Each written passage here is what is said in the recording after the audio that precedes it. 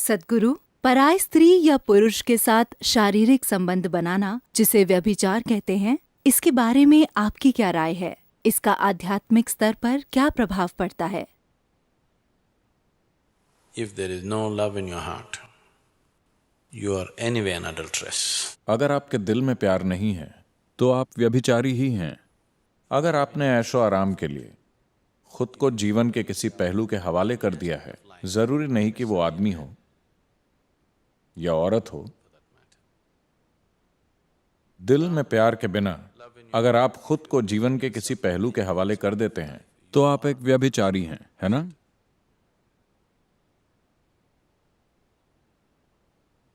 तो क्या मैं व्यभिचार के खिलाफ हूं?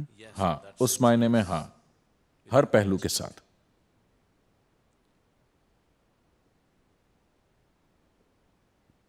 लेकिन अगर आप उस बारे में बात कर रहे हैं जिसे समाज व्यभिचार मानता है, तो ये उस व्यक्ति पर है, और जो भी काम आप करते हैं उसका एक नतीजा होता है। लेकिन अधिकतर लोग जब नतीजे सामने आते हैं वो उन नतीजों का सामना करने को तैयार नहीं होते, लेकिन उन नतीजों का सामना किए बगैर ही वो ऐसे हालात चाहते हैं जिनका वो मजा ले सकें।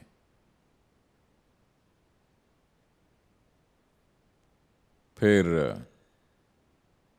Anybody who is not willing कोई भी इंसान जो अपने किए हुए कामों के नतीजों को खुशी खुशी स्वीकार करने को तैयार नहीं है, वो बस एक मूर्ख है। और a fool is somebody मूर्ख वो होता है जो अपने ही खिलाफ काम करता है, जो अपने ही खिलाफ काम करता है।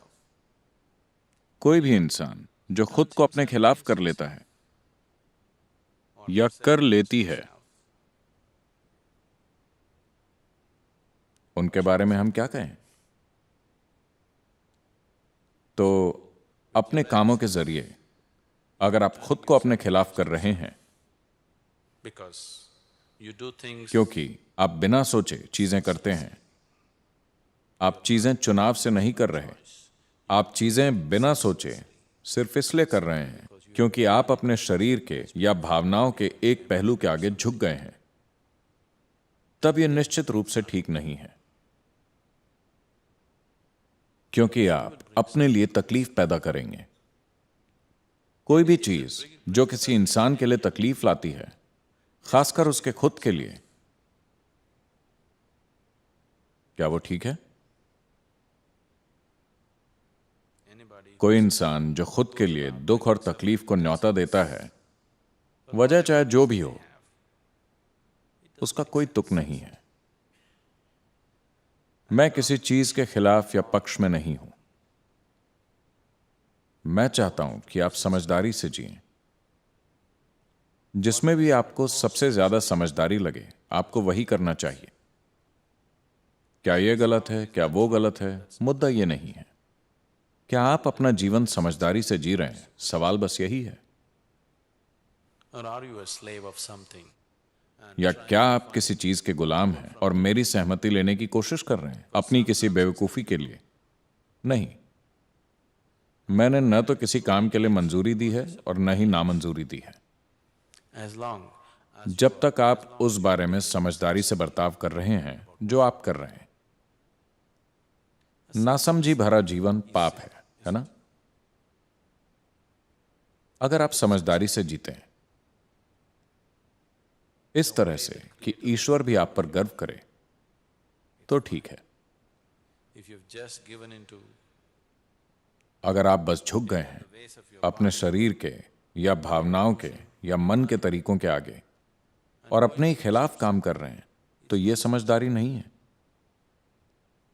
तो ऐसी बेवकूफी, क्या यह गलत है?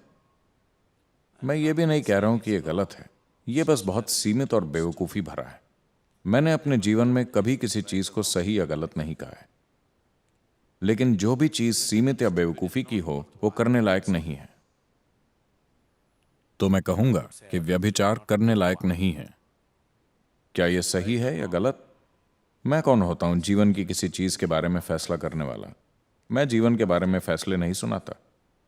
But it is stupid and limited. लेकिन ये मूर्खतापूर्ण और सीमित है कि आप अपनी खुद की तकलीफ का कारण बने। किसी ऐसी चीज के आगे झुक जाना मूर्खता और नासमझी है जो आज सब कुछ लगती है और कल आपको बेवकूफ जैसा महसूस कराती है ना? उस चीज के आगे झुक जाना बेवकूफी होगी जो आपको आज सब कुछ लग रही है और वही कल सुबह आपको खुद मूर्ख जैसा महसूस कराए, किसी दूसरे को नहीं। That is a senseless way to live. ये जीने का नासमझी भरा तरीका है।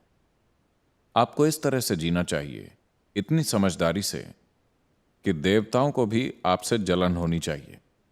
अगर आप इतनी समझदारी दिखाते हैं तब आपके जीवन में कुछ सही या गलत नहीं है। अगर आप में यह समझ नहीं है तो आपके जीवन में हर चीज गलत है।